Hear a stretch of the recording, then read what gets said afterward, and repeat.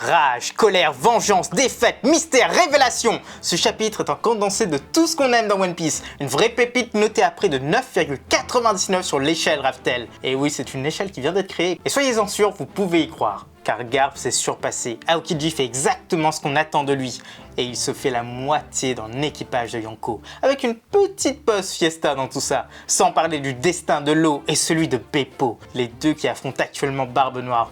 Tout sera révélé ici. Les détails, les clins d'œil, tout. Et la tête des combats qui s'annoncent sont incroyables. Surtout ce Sulong de la mort. 1000 fois, oh non pardon, 1 million de fois supérieur à ce d'Inu et de Neko. Alors que pendant ce temps, oh ça fait longtemps que je suis là quand même hein. Et bienvenue sur Raftelli, les accros de One Piece, sur la chaîne qui adore parler de One Piece et de One Piece, comme d'habitude. Tout d'abord, on tient également à s'excuser parce que cette review, elle n'a pas pu sortir vendredi, comme d'habitude. Ouais. On la sort normalement pour ce dimanche, si tout se passe bien. Ouf, les fleurs sont tombées. Oh non, les fleurs sont tombées. Je suis pas sûr que ça les gens veulent... mieux que sur moi, donc ça ira. Je ne pense pas que les gens veulent voir ça, mais écoutez...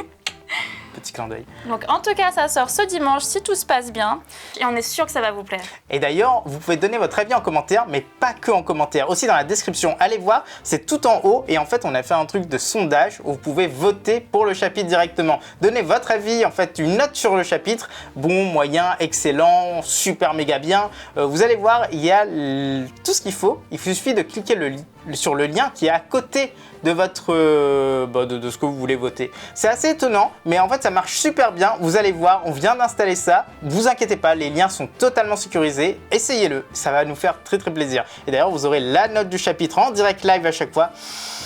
Ça va faire plaisir. Et donc sans plus tarder, eh bien on passe à cette review extraordinaire. Allez, c'est parti.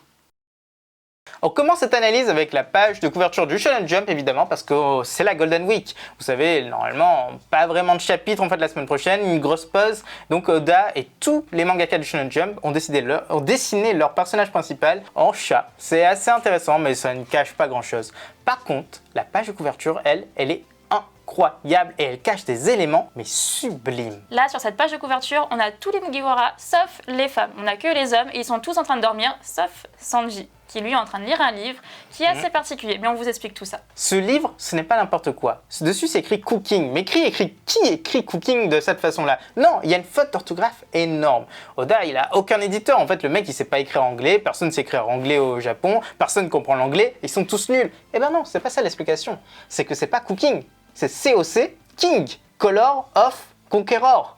C'est le nom du Haki du conquérant, du Haki des rois. Et juste après, on a King quand même. C'est un énorme clin d'œil d'Oda. Et en plus, on a une petite couronne. C'est un énorme clin d'œil qui dit que Sanji va éveiller son Haki des rois. C'est quasiment certain.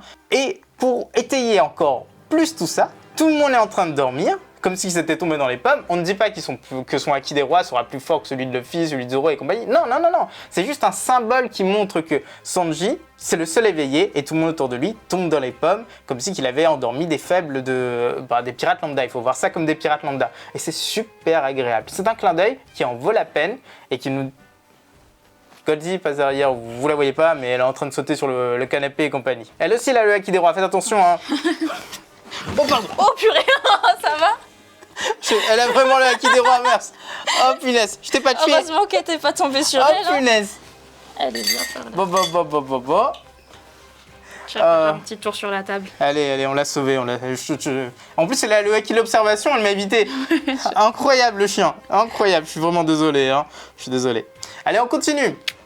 Et du coup, c'est un clin d'œil énorme sur le Haki des rois. Donc là, c'est quand même assez étonnant parce que ça fait quand même 3 personnes chez les Mugiwara à avoir le Haki des rois. C'est quelque chose d'exceptionnel. Qui aurait le Haki des rois, parce que là, c'est pas confirmé, hein. Oui, tout à fait. Qui aurait le Haki des rois, c'est pas confirmé, effectivement. Mais en tout cas, si c'est le cas, ça reste exceptionnel puisque du coup, ça ne serait pas arrivé depuis au moins l'équipage de Shebeck. Exactement. C'est très oui, intéressant. Chez Shebeck, on en avait 3 qui étaient confirmés. Kaido, Big Mom et Barbe Blanche. Shiki, on ne sait pas en fait, à cause du film, il a été détruit. Wang Zi et compagnie, on n'a pas trop d'informations.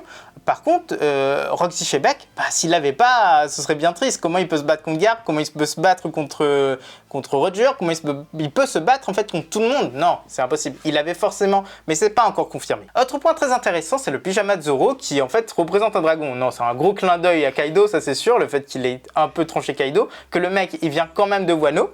On va la faire descendre. Allez, va exercer ton haki des rois ailleurs. Qui vient du pays des voix, mais aussi c'est un clin d'œil au fait que si ses sabres avaient mangé un fruit du démon, si lui il possédait un fruit du démon, c'est un de ses sabres qui l'aurait mangé. Il y a un tout petit clin d'œil que je pense tout le monde a loupé, c'est que Zoro ne dort pas normalement. C'est-à-dire qu'il est en train de tenir quelque chose, il est en train de tenir un bout de la bouée de Chopper. Et ça, je trouve ça super mignon. C'est comme si qu'il se disait dans sa tête, il faut que je le tienne parce qu'il va dériver et on va plus jamais le revoir. Et en plus, il se noie, ah, on est dans la merde. Et c'est super intéressant en vrai, ça crée des petits liens dans l'équipage. D'ailleurs, c'est les Mugiwara, hein. Les liens dans l'équipage des Mugiwara, c'est toujours quelque chose. Mais d'ailleurs, la page de couverture en entier, si vous regardez bien, il y a chacun en fait a une connexion avec quelqu'un d'autre. Donc là, il y a Zoro qui tient la bouée de Chopper, mais aussi qui touche Franky. Franky, il y a Brook qui est à moitié sur lui, Brook il est à moitié sur Sanji, enfin non, sur Zoro. Sur Usopp. Sur Usopp, exactement, j'ai ces deux têtes là. Donc, oui, et d'ailleurs, je crois que c'est Usopp qui a la main dans la patte de Brook. Oui, de Brook. Ça, je trouve ça trop cool, vraiment cool comme interaction. Oui, c'est sans doute Jinbei qui a le pied de Luffy dans la tête. Ah oui. C'est vrai. Ah, ça c'est... Bon, vous allez vérifier, on n'a pas regardé, on pourrait regarder, mais on fait toute tête, on est fou. On est fou, vous inquiétez pas. Et enfin, on a une petite référence morbide avec Brook justement. Vous savez en fait que Brook il représente souvent la mort en fait dans les color spread. Avec la mort d'Ace, c'est très connu ce foreshadowing.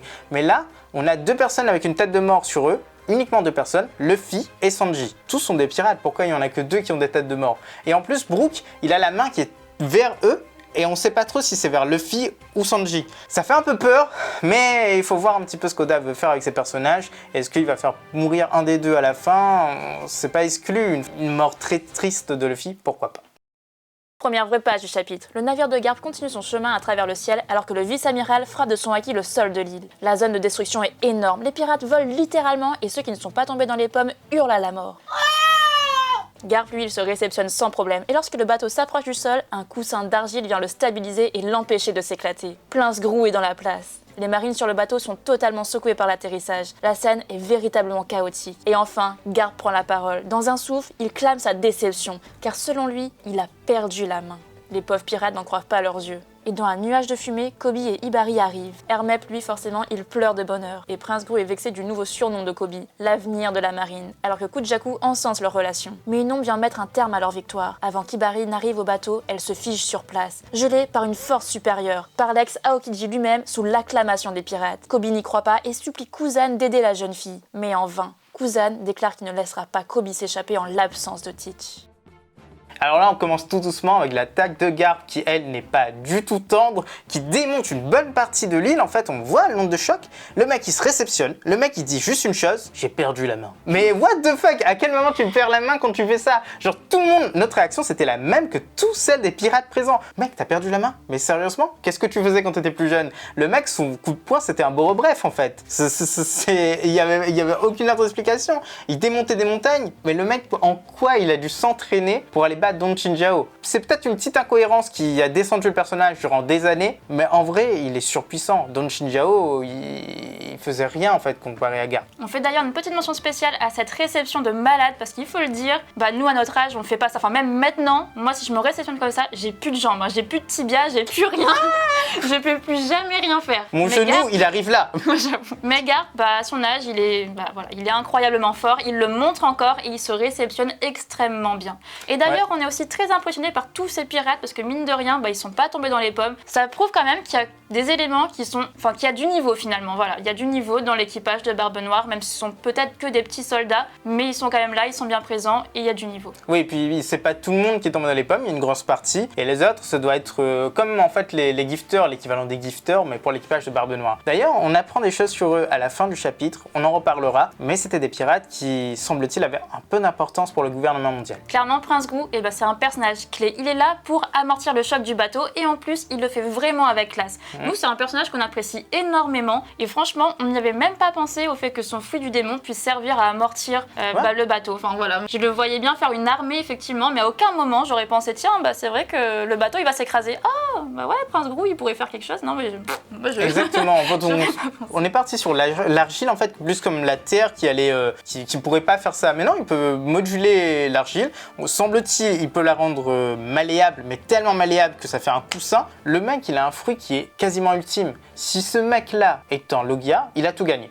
Il devient l'un de nos personnages préférés de la marine. Mais si c'est pas un Logia, c'est un Paramécia, c'est un peu dommage. Un peu limité. Oui, un peu limité. Puis il y a plein de Paramécia. Ça peut être un Paramécia spécial, mais là ça peut pas être un Paramécia spécial parce que l'argile c'est un élément naturel. On attend. Moi j'attends confirmation que ce soit un Logia, mais je prie pour que ce soit un Logia. Après on comprend qu'il puisse être vexé parce que Garp a dit, parce qu'effectivement il n'est pas considéré comme l'avenir de la marine. Apparemment c'est Kobe. On peut comprendre. Après bon c'est le choix de Garp, mais nous on pense honnêtement que Prince Gru il a vraiment du potentiel. Et oui, et puis il y a toujours 3 personnes qui vont symboliser l'avenir de la marine. 3 personnes qui vont devenir des amiraux. Donc Kobe va devenir amiral, hein. C'est certain. D'ailleurs, on a fait une petite vidéo là-dessus la semaine dernière. Non, cette semaine en plus.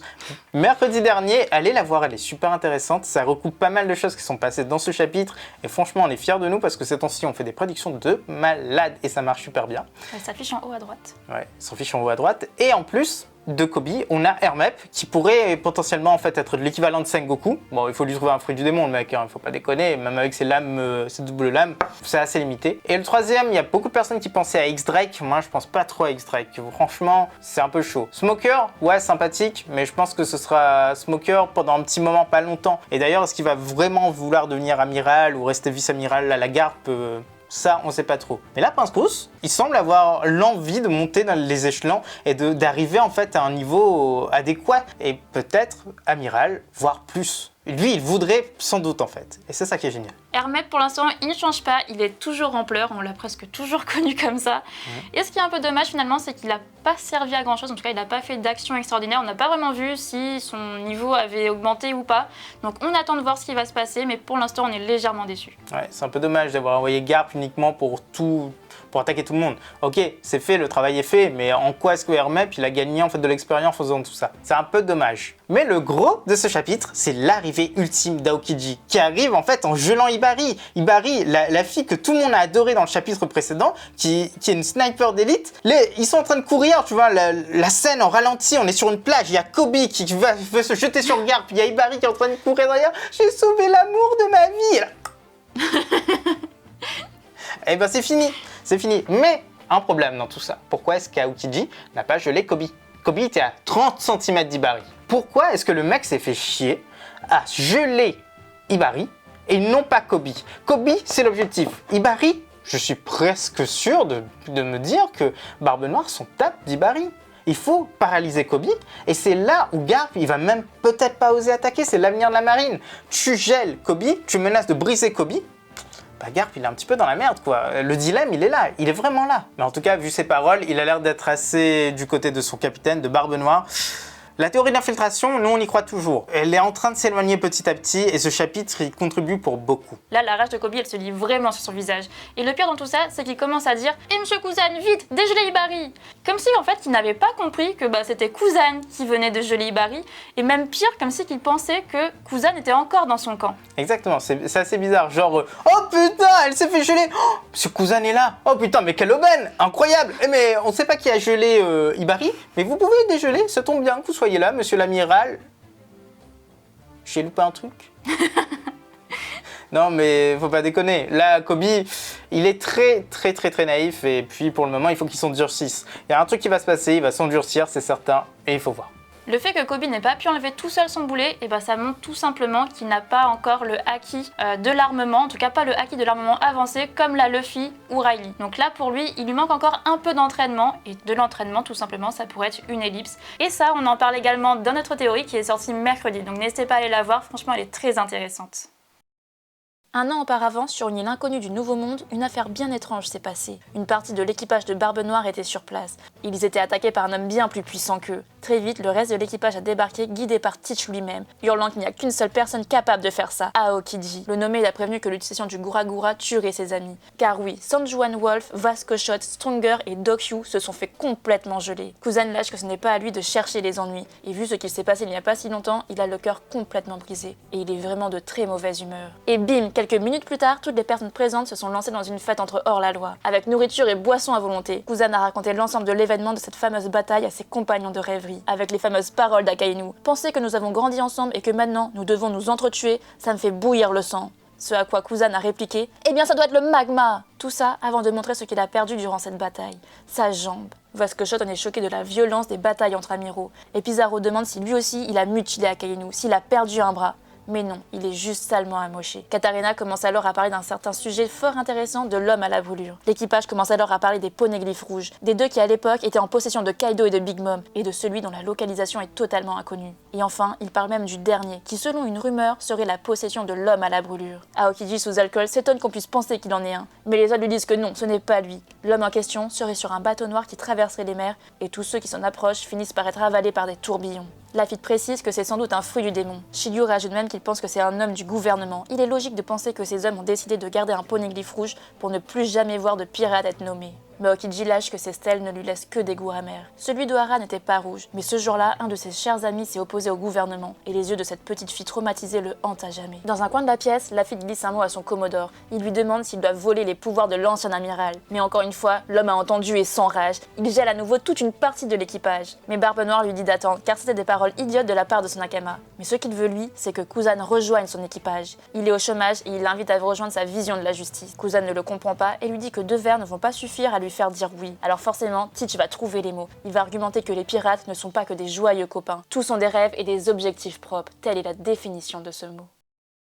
L'histoire de cette fameuse rencontre est enfin racontée. Pourquoi est-ce que Kuzan va suivre Barbe Noire? Mais l'ensemble est assez bizarre, mine de rien. Nous, on se demande pourquoi ça ressemble tellement à une infiltration qui a été orchestrée. X-Ray est parti sur l'île de Kaido dans le but de l'infiltrer. Et on sait très bien qu'il s'est battu contre Scotch pour attirer Kaido. Il a été défait, il a été emmené sur l'île, il a décidé de rejoindre Kaido. Et là, est-ce que Aokiji n'a pas juste traîné dans le Nouveau Monde jusqu'à trouver des membres de l'équipage de Barbe Noire pour les geler et faire venir le capitaine et puis amorcer une infiltration? Soit pour le Sword, soit pour son propre compte, soit parce qu'il a toujours contact avec Akainu et c'est maintenant le second Akainu dans le sens où c'est l'amiral en chef de l'ombre. Ça, ce serait vraiment intéressant, mais il n'y a pas de preuve là-dessus, franchement, donc on analyse point par point. L'île où ça s'est passé n'est pas vraiment connue, en tout cas nous on ne la connaît pas, mais c'est pas vraiment important. Le plus important de tout ça, c'est qu'on a des membres de l'équipage de Teach qui ont pensé à un moment donné que Aokiji pouvait être une proie facile. Là, c'est complètement fou. Et d'ailleurs, il le montre bien parce qu'il a gelé à lui tout seul presque la moitié de l'équipage de Barbe Noire. Non, pas la moitié, un tiers. Presque, ouais, un tiers plutôt. Et en plus, ce sont quand même des personnages importants parce qu'on a Vascoshot, on a Stronger, Dokshu, on a quand même le géant, Sanjuan Wolf. C'est pas rien, franchement, réussir à geler un géant, ça demande quand même... Après, Aokiji l'avait déjà fait avec son camarade, Jaguar du Sol. C'est vrai que Sanjuan Wolf, il est imposant, il est beaucoup plus grand qu'un géant, on le dit tous. Tout le monde le dit et c'est l'être le plus grand de One Piece. C'est quand même un exploit, il faut l'avouer. En un coup comme ça, parce que tout le monde était en train de foncer, ça se voyait, geler tout le monde, ça veut dire quelque chose. Personnellement, sans mauvais jeu de mots, ça fait froid dans le dos en vrai. Se retrouver gelé comme ça, et je sais pas comment ça se passe. Est-ce que le mec, il est tellement gelé que plus rien ne bouge dans son corps, plus rien ne bouge en fait dans sa vie, et il croit en fait que le temps ne passe pas? Donc il n'y a aucun moment pour lui entre le moment où il est gelé et le moment où il est dégelé. Ou alors, en fait, t'es juste dans une coquille et tu bouges pas. Le temps, il doit être vachement long et t'as envie de te gratter et... C'est foutu. Non, c'est étonnant. Moi, je veux en savoir un peu plus sur les conditions. Genre, j'ai l'impression de parler dans un travail, là. Genre, le mec, il est à l'usine, tranquille. Moi, j'ai pas signé pour ça, hein. J'ai pas signé pour ça, j'ai pas signé pour me faire geler comme ça, hein. Quand on me fait geler, moi, j'exige que ce soit 20 minutes maximum, avec des pauses régulières sur pas des passes médicales, qu'il y a un médecin pas loin. Et puis je veux être endormie parce que je veux pas être embêtée. Exactement. Ça serait pas mal quand même de dormir. De pas être embêtée finalement à se dire je peux pas bouger, mais juste ne plus avoir de connexion avec le reste, être complètement comme si t'étais dans le coma en fait. Je pense que c'est la meilleure des solutions à mon avis pour une personne. Je pense que c'est ça, parce que si les personnes sont cassées, brisées, il le dit exactement, il lui dit quand Teach arrive, n'utilise pas ton Gura Gura, parce que sinon tes amis, ils sont plus là. Ça doit être ça, ils sont gelés tellement profondément. Mais ce qui me gêne, c'est que Robin et la plupart des personnes, en fait, il suffit de les mettre dans l'eau et ils sont dégelés. Si c'était vraiment totalement un glaçon, quand tu les mets dans l'eau, ça se dissout le glaçon. Il n'y a plus rien à la fin. Non, il y a une un petit mismatch là-dessus, j'aimerais bien une vraie explication. Surtout qu'Aokiji peut défaire ce freeze, on l'a vu dans ce chapitre, donc non, on aimerait bien avoir cette vraie explication. Ces événements se passent environ 1 an après la bataille Aokiji à Kainu. Et d'ailleurs, on pense même que ça se passe plus ou moins au moment de la guerre de représailles, là où Barbe Noire a battu Marco. D'ailleurs, on pense même que c'est justement après qu'il ait battu Marco, parce que vu comment il est habillé, ça semble être ça. Oui, il a l'air d'être habillé en Commodore, comme en fait il s'est nommé Commodore, et en plus on l'appelle Commodore. Je ne pense pas qu'avant d'être devenu Yonko, il se faisait appeler de la sorte. Ensuite, ces événements qui se passent ici, il y a un petit air étonnant. D'abord, on a Aokiji qui a un regard glacial, qui a l'air totalement en colère, qui a l'air totalement dépité, il le dit, il a le cœur brisé, parce qu'en fait on vient de lui gâcher sa vie. Le fait qu'il ait été obligé de démissionner, parce que lui-même il s'est obligé à démissionner, ça se fait que c'est un petit peu la fin de sa vie. Il a besoin de chercher une nouvelle raison de vivre. C'est comme en fait une personne à qui on a tout enlevé du jour au lendemain. C'est exactement ça. Et là, il a trouvé un moyen de vivre pendant un petit instant, c'est-à-dire la fête. Il a fait la fête avec ces pirates qui sont censés être des super méchants, genre les plus gros méchants de l'univers en fait de One Piece. Et ben ils sont en train de faire la fête genre à la Mugiwara. Et ça rend tout l'équipage beaucoup plus humain. Moi, j'aurais jamais pensé à ça. Je pensais vraiment qu'ils mangeaient de leur côté, limite. Ok, ils festoyaient, mais en fait, c'était des festins un petit peu, en fait, les bacchantes. En fait, il y avait des violences un peu partout, il y avait des débravations, il y avait énormément de choses. Mais non, en fait, c'est une fête à la Mugiwara. Tout le monde est en train de blaguer, tout le monde raconte des blagues. On est en train d'écouter Aokiji, oui, il est là, et c'est l'invité, il raconte ses histoires. Non, mais c'est génial, en vrai. C'est vraiment génial, mais en même temps, ça les humanise tellement qu'on se projette limite dans cet équipage. On se projette un petit peu à la façon Mugiwara, bien sûr, pas totalement parce que les Mugiwara on les suit depuis trop longtemps, mais on se projette quand même dans cet équipage. Oda est en train de nous rendre l'équipage de Barbe Noire beaucoup plus présent, mais aussi beaucoup plus attirant. Et ça, c'est un miracle qu'il a créé encore une fois. Petit point noté, c'est que là, cette fête, elle a lieu à l'extérieur. Et c'est très important parce que finalement, c'est pour montrer qu'ils ne mettent pas Son Juan-Wolf de côté, parce que lui, évidemment, il ne peut pas rentrer puisqu'il est immense. Donc là, ça représente un peu, ça nous fait penser en tout cas à Zoro quand il tient la bouée de Chopper pour dire non, ne t'en va pas, ne déraille pas. C'est un peu comme ça, c'est comme si qu'il disait non, Son Juan-Wolf, tu fais partie de l'équipage. Donc on va t'accompagner, on va faire la fête dehors. Ouais, tu peux pas rentrer dans l'immeuble, nous on va faire la fête dehors. Ça c'est génial. Si tu veux pas venir à la fête, et c'est la fête qui vient à toi. Exactement. Et ça les rend encore plus humains. On a une grosse confirmation sur la cicatrice d'Aokiji, mais aussi sur sa jambe qui est manquante. Il a bel et bien perdu une jambe et le mec en fait il s'amuse avec son fruit du démon, pouf, ça se casse, tranquille. Et donc non.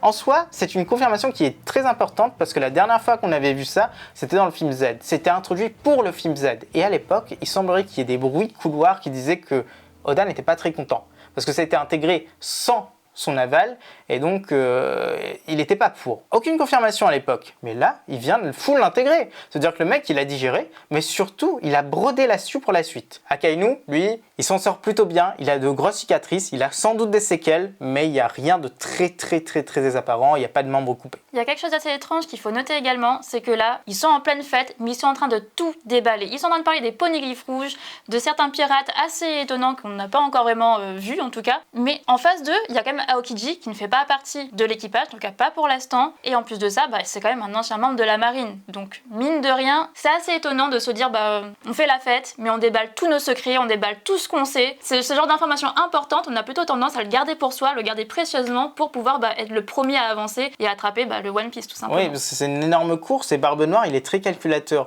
À quel point tu es calculateur sur un certain point pour être pas du tout calculateur sur un autre point? À partir du moment où il commence à parler de ça, et c'est même pas lui qui parle de ça, c'est ça le pire. Est-ce qu'il avait déjà dans l'intention d'intégrer Aokiji dans son équipage? C'est possible. Mais en tout cas, il a tout déballé. Il a parlé des poneglyphes qui sont avec Kaido et Big Mom. Il a parlé du poneglyphe qui est perdu parce qu'on ne sait pas du tout où il peut être. Il a sans doute en sa possession aujourd'hui, on va voir en fin de chapitre. Et il a parlé en fait du poneglyphe qui est avec une certaine personne à la brûlure. Et il commence par introduire cette personne. On parle de l'homme à la brûlure. Qui est cet homme? Qui est cet homme qui est censé avoir les poneglyphes? Parce que Shiryu le dit lui-même, il est fort possible que cet homme ait ces poneglyphes. Il est dans un navire qui est tout noir, il parcourt le monde, Et surtout, aucun navire ne peut approcher le sien parce qu'il crée des tourbillons géants. Des tourbillons géants, dans One Piece on en a déjà vu, on reparlera de ça plus tard. Mais quelle peut être l'identité de cette personne? Premièrement, ce serait Jaguar d'Issol, Suro, tout simplement. Parce qu'il a été brûlé par Akainu. On le sait qu'aujourd'hui, il a énormément de bandages sur lui, il a été brûlé quasiment sur tout son corps, et il est parti jusqu'à Elbaf. Elbaf, il avait ramené toutes les recherches de Ohara. Et aujourd'hui, peut-être qu'il s'est dit, je vais empêcher les mauvaises personnes d'aller jusqu'à la dernière des îles, et il est parti jusqu'à l'île des hommes poissons. Il a pris le poneglyphe avec sa main, parce que le mec il est gros quand même, il l'a mis sur son bateau, un bateau noir on sait jamais, un espèce de gros drakkar noir, et il est parti faire le tour du monde. Enfin le tour du monde, le tour de Grand Line, le tour du Nouveau Monde. Si c'est cette solution, ce serait pas quelqu'un qui serait lié au gouvernement, parce que Sol déteste le gouvernement, il sait tous les secrets du gouvernement, en fait la plupart, et il refuse de s'associer avec eux maintenant, c'est normal. Puis ce serait pas déconnant, parce que pourquoi Aokiji, qui est un ancien amiral de la marine, et Shiryu, qui est un ancien gardien chef adjoint de Impel Down, ne serait pas au courant en fait dans une espèce de bateau comme ça, de quelqu'un de la marine enfin du gouvernement qui ferait ça. C'est assez bizarre. La deuxième solution, eh bien, ce serait que ce soit Dragon, tout simplement. C'est vrai que ça marque sur le visage, eh bien, ça pourrait être une brûlure. C'est peut-être pas un tatouage, mais tout simplement une brûlure. Il navigue sur un navire noir, et d'ailleurs, même Barbe Noire l'avait attaqué. Tout semble coller, en plus il semble même contrôler le vent, donc ce qui pourrait créer des tourbillons tout simplement donc dans l'océan. Mais non, on ne pense pas que ce soit lui parce que il s'appelle déjà Dragon, tout le monde le connaît sous le nom de Monkey D. Dragon, alors pourquoi est-ce qu'on irait lui inventer une autre identité comme l'homme à la brûlure? C'est pas très logique. Oui, et puis Barbe Noire saurait exactement qui est cet homme, il aurait donné ce nom. Non, la seule raison pourquoi Dragon a été attaqué par Barbe Noire, c'est tout simplement parce qu'il voulait sa tête, aller à Marijoie et dire « Eh les gars, regardez ce que j'ai dans la main, est-ce que je peux avoir un titre de roi, s'il vous plaît, en échange de la tête de Dragon et Sabo également ?» Et oui, c'est exactement ce qu'il voulait faire, mais il n'a pas réussi à faire. Troisième solution, Shebek. Mais non, en vrai, non, pas du tout. Pourquoi Shebek aurait un poneglyphe actuellement? Genre le gars, il a été actif il y a 38 ans de cela, et puis il a rien foutu pendant des années, Roger est devenu roi des pirates, et là il s'est dit « poneglyphe rouge ». Et je vais aller piquer le poneglyphe rouge sur l'île des hommes poissons, je vais le mettre avec moi, puis je vais faire le tour du monde tranquillement. Genre j'ai peut-être 90 ans, mais c'est mon but dans la vie. Non, ça colle pas tellement. Par contre, il y a un truc qui est assez intéressant, c'est l'histoire de Vanderdecken. Est-ce que vous vous rappelez de l'histoire de Vanderdecken, qui est l'ancêtre de celui qui est un homme poisson? Et bien son ancêtre, on dit clairement que celui-ci avait un navire, un énorme navire, et qu'un jour, en pleine tempête, il a commencé à prendre ses personnages, enfin les personnes de son équipage et les jeter par-dessus bord. Un mec totalement fou. Il est devenu une énorme légende. Oda n'introduit jamais de légende sans explication par la suite. Sauf que là, il n'y a rien dessus. Cet homme est parti jusqu'à l'île des hommes poissons. Qu'en fait, à l'époque, il n'avait pas déposé ça sur place. Qui nous dit que c'est pas un de ses héritiers, ou alors peut-être lui-même, en version immortelle, parce qu'il cherchait en fait les armes antiques. Le mec, il voulait pas mourir en fait avant d'avoir trouvé les armes antiques. Peut-être que vraiment, on aura une légende qui va apparaître sous cette forme. Et enfin, il y aurait aussi une personne qui resterait inconnue et qui serait liée du coup directement au gouvernement. Souvenez-vous, Akainu avait parlé de ces fameux cavaliers divins lors de sa réunion. Et ben nous, on pense que ça pourrait effectivement être ça. Ce serait peut-être du coup cette base qui aurait le poneglyphe rouge sur le navire et qui se déplacerait constamment pour justement protéger ce poneglyphe rouge. Et le gouvernement, empêcher que tout fuite. Akainu, en vrai, il semble totalement sincère en disant qu'il ne connaît rien sur les poneglyphes rouges. Il parle d'Ohara par contre. Et Ohara, pour lui, c'est un énorme traumatisme, parce qu'il a vu Robin sur place tout perdre, il a vu Sol se dresser contre la marine, contre le gouvernement, mais il ne dit pas que Sol est mort. Le gars, en aucun cas, il a dit ça. Sur place, il avait utilisé son Ice Capsule. Peut-être qu'à l'époque, il voulait espérer que son ami ne meure pas, mais aujourd'hui qu'il est libre, ça fait 1 an qu'il est sur Grand Line, eh ben, peut-être qu'il est parti voir par lui-même. Il a entendu ces rumeurs de cet homme, en fait, sur l'île d'Elbaf. Il est parti voir, il a vu son ami, il a pu constater que celui-ci était vivant, ils ont festoyé et ils ont fait un plan. Ils ont fait un plan pour empêcher Barbe Noire de devenir roi des pirates, mais pour trouver la bonne personne qui deviendrait roi des pirates et qui trouverait la dernière des îles. C'est possible que ce soit ça, c'est possible que ça ne soit pas ça, mais en tout cas, semblerait qu'il sache que son ami n'est pas mort. Alors l'équipage de Barbe Noire, ce sont vraiment des voleurs. Là, on a Lafitte qui nous sort « Et si on volait le fruit d'Aokiji ?» Complètement fou, le mec. Oui, ça s'appelle un suicide. Juste ces mots, ce sont des suicides. Le pire, c'est que juste avant, il avait bien vu que, quand même, Aokiji avait gelé pas mal de monde dans l'équipage. Donc, ouais, et là, d'ailleurs, il a gelé à nouveau tout le monde, en fait, quasiment tout le monde. On a vu Pizarro, on a vu Vasco Shot qui s'est fait shot 2 fois. Vasco Shot, voilà pourquoi. Et donc, on ne sait pas qui d'autre. On n'a pas vu Shiryu, on n'a pas vu Katarina Devon. Mais bon, ça montre à quel point Aokiji, il est bien puissant. Après, on sait tous, il a niveau Akainu. Donc, qu'est-ce que ça veut dire? On ne sait pas trop. Mais ça veut surtout dire qu'il est plus fort que beaucoup de personnes dans cet équipage. Bon, en tout cas, Lafitte, il a sans doute un peu trop bu. Mais le plus important dans tout ça, c'est que le terme de voler, ça nous renvoie en fait sur une théorie qu'on avait déjà bien avant. C'est que Barbe Noire, il peut tout simplement voler les fruits du démon sans forcément tuer les personnes derrière. Ça voudrait dire finalement que Absalom, peut-être, il n'est sans doute pas mort. Il a tout simplement pris son fruit, laissé Absalom de côté et il est parti avec son fruit, tout simplement. Ce serait génialissime, parce que là, ça ouvrirait énormément de possibilités. Vous savez, en fait, dans One Piece, il y a plein de choses qui sont possibles. L'eau enlève bien les cœurs. César, il fait des trucs incroyables avec son fruit du démon. Tout le monde fait des trucs. Et donc là, Barbe Noire, peut-être qu'il enlèverait le démon et il pourrait le mettre dans quelqu'un d'autre. Son équipage n'aurait pas que ses fruits du démon. Il pourrait échanger de fruits du démon assez souvent. On n'a pas vu Shiryu devenir invisible là. Qui nous dit qu'il est vraiment encore invisible? Il y a plein de possibilités, beaucoup de possibilités. C'est peut-être pas ça, c'est peut-être ça. On verra plus tard. Mais Lafitte n'a pas dit on va tuer Akainu pour prendre son fruit. Il a dit on va voler son fruit, tout simplement. Voler quelqu'un, c'est pas le tuer.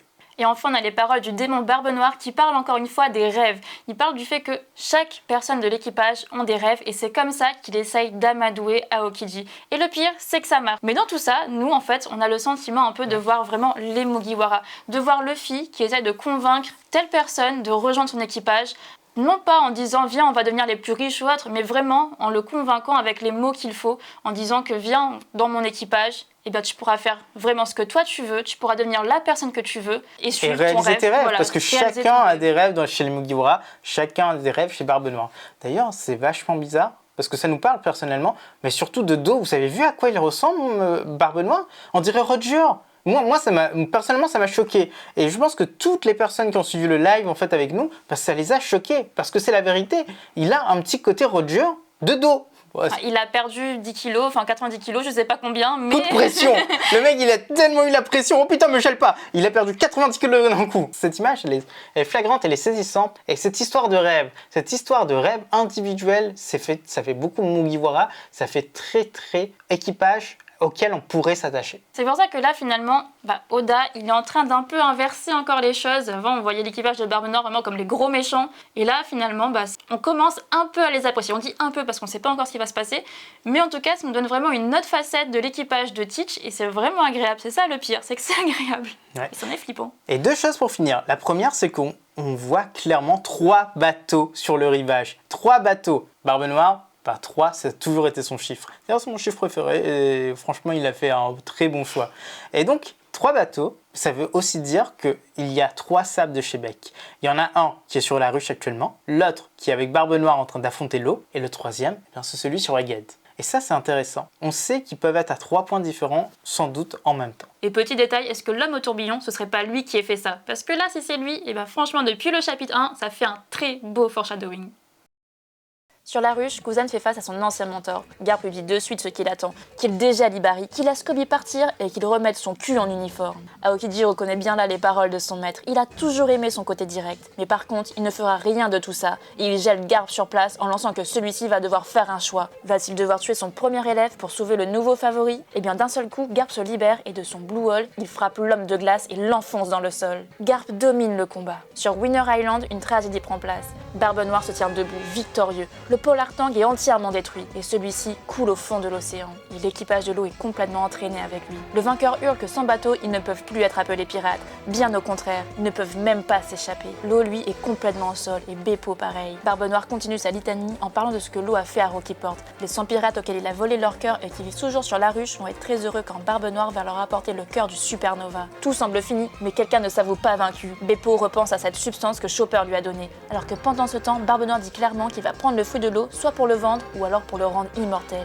Mais Beppo prend directement le médicament et il se met à grandir. Il vient de prendre sa forme Sulong, une forme terrifiante qui surprend l'équipage de Yonko. Le temps de se ressaisir, la bête prend le dessus. Il écrase l'équipage adverse, attaque son capitaine et s'enfuit à la nage. L'eau refuse d'abandonner son équipage, mais Beppo lui dit qu'il doit survivre. Les autres sont capables d'en faire autant. Ils ont vécu tant de choses depuis North Blue et ensemble, ils foncent vers les profondeurs. L'équipage de l'eau est battu à plat de couture et là, c'est la fin du chapitre. Alors là, on est sur du gros chapitre, de la grosse défaite, mais vraiment de la défaite de qualité. En vrai, c'était super prévisible, tout le monde l'avait dit, on l'avait dit également, mais quand ça arrive, ça fait mal, mine de rien. En plus, vous avez vu le Polar Tank, ça fait vraiment très mal. Le Polar Tank a été coupé en deux, il a été détruit, mais on dirait qu'il a été tourné. Il y a une partie qui est inversée. C'est le fruit de Barbe Noire. C'est le Gura Gura no Mi. Mais les paroles de Barbe Noire qui dit que un équipage sans bateau, eh bien ce ne sont plus des pirates. C'est plus en fait des personnes capables de naviguer. C'est vrai et c'est pas vrai. En fait l'équipage peut aller chercher un autre bateau. Le Mary a bien eu des soucis, ils ont pris le Sony. Donc il n'y a pas de souci. Il y a plein de personnages qui ont changé de bateau en fait en cours de route dans One Piece. Roger n'a pas commencé avec l'Euro Jackson, il a commencé avec la barque de Rayleigh. Donc il y a beaucoup de choses. On a beaucoup de personnes qui nous ont dit que ça signifiait ça. C'est quand un bateau est cassé, l'équipage il est foutu. Mais non, c'est faux. C'est faux. On peut toujours remplacer le bateau. Ok, ce n'est pas la même chose, mais on peut remplacer le bateau si l'équipage est toujours là. Bon, on sait très bien qu'à la fin, il reste 2 personnes. En plus, on le voit bien que l'eau, il est visiblement le seul à avoir un fruit du démon. Donc il est le seul vulnérable à l'eau. Donc là, on le voit bien dans les chapitres. De toute façon, tous les autres membres de l'équipage de l'eau savent très bien nager, ils savent très bien se débrouiller dans l'eau. Donc même sans sous-marin, on est sûr qu'ils vont pouvoir survivre. Et puis, il n'y a aucune raison que Barbe Noire garde ses personnages et les échange. Non, il va prendre les poneglyphes et ce sera fini en fait. Il va les laisser partir, ils vont survivre, ils vont subir la défaite et puis l'eau n'est plus là.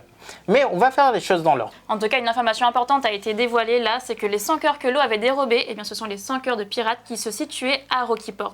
Et en plus, ils sont toujours vivants. Donc là, on a l'information qui est confirmée, c'est que Rocky Port eh bien, se situe directement sur la ruche. C'est confirmé, ils sont sur la ruche et ces pirates attendent avec impatience que Barbe Noire revienne avec le cœur de l'eau. Oh ouais, putain, ils vont se faire démonter. S'ils étaient partis là-bas, ils se seraient fait démonter en vrai. Vengeance, c'est la vengeance. Et l'eau...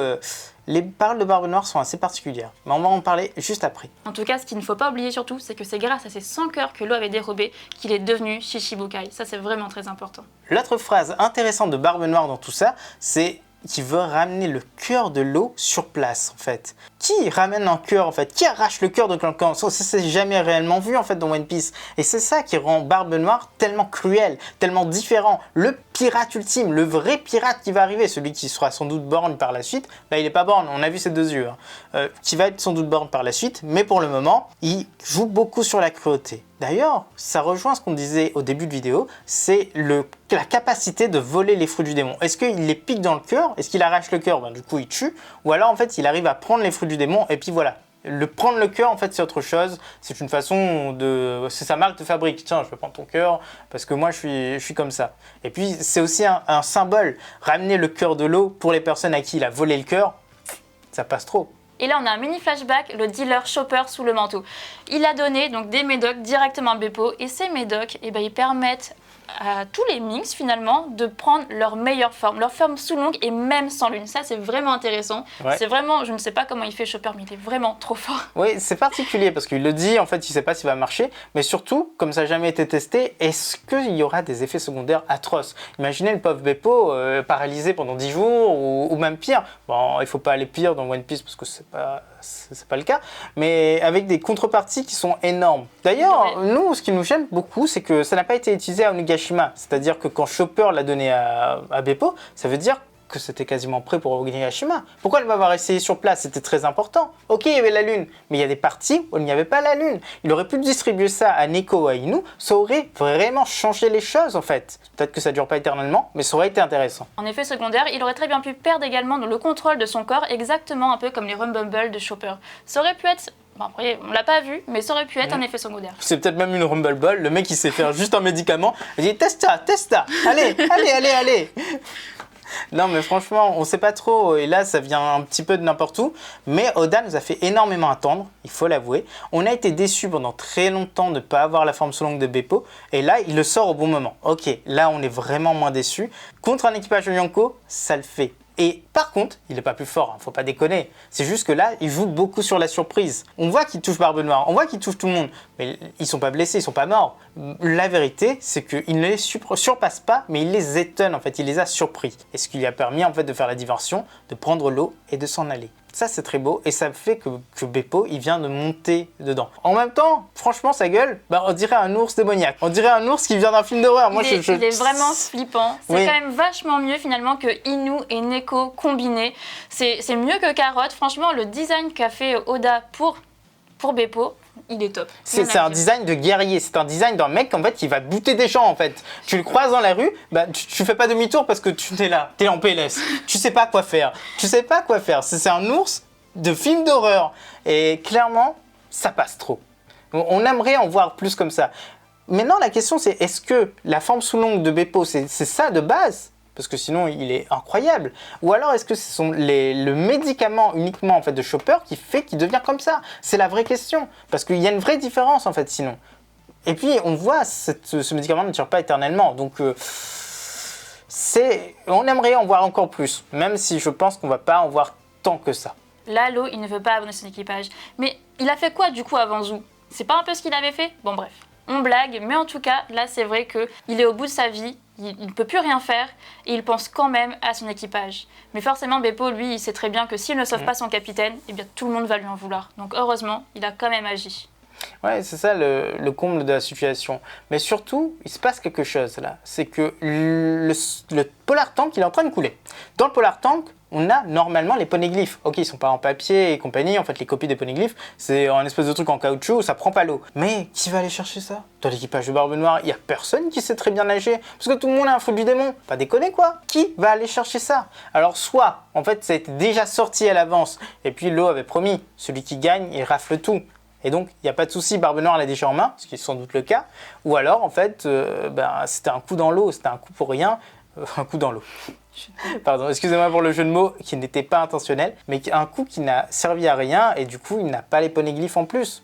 Mais ça nous étonnerait parce que le mec, il est à fond poneglyphes, hein, ça se voit. Enfin, et là, ça voudrait dire en fait qu'il a 3 poneglyphes sur l'ensemble. Parce que n'oubliez pas, ils ont envoyé Aokiji et Von Augur sur Volcake. Ils ont sûrement pris les poneglyphes, pas que Pudding, hein, faut pas déconner. Ils ont pris les poneglyphes de l'eau et il y avait celui de Zou. Parce que l'eau était bien avec eux en fait devant le poneglyphe de Zou. Et celui de Wano. Ça veut dire qu'ils sont 3, ils sont à égalité avec Luffy. C'est la folie. C'est super triste. Il faut aussi rajouter une chose, c'est que Shanks maintenant, eh bien, il veut le One Piece. Et pour ça, il doit aller chercher le dernier poneglyphe qui est avec l'homme à la brûlure. Et comme là, il a commencé à bouger, eh bien, c'est possible qu'il ait localisé cette personne et qu'il soit directement parti le voir. On ne sait pas encore, mais en tout cas, on a hâte de voir ça. Et si c'est le cas, eh bien, il y aura sans doute une grande bataille entre Shanks, Barbe Noire et l'homme à la brûlure. Et oui, Oda avait annoncé en fait une battle royale, c'est peut-être ça. Et ça fait vachement penser à Pirates des Caraïbes. Un navire noir, le Black Pearl, une grosse tempête, Pirates des Caraïbes 3, avec 3 bateaux à l'intérieur. C'est peut-être une référence en vrai, hein. Il faut voir comment ça se passe, mais ça peut être vraiment assez intéressant. Et voici les petites prédictions pour le chapitre suivant. Premièrement, Aokiji se relève et continue le combat face à Garp. Deuxièmement, on retourne vers Egghead, et là on voit 2 des commandants de Teach débarquer sur les lieux, Lafitte et Katarina Devon. Mais bien sûr, énormément d'autres choses vont se passer. Numéro 3, les autres membres de l'équipage de Teach présents sur la ruche se mettent au combat. Ils commencent à attaquer directement le Sword. Numéro 4, la flotte de la marine arrive enfin vers Egghead. Saint-Saturne descend sur le pont, quelque chose va se passer. Numéro 5, on se tourne vers Kuma et celui-ci arrive enfin au sommet de Marie-Joie. Et enfin numéro 6, on voit Sabo. Celui-ci a survécu et il n'est pas très loin.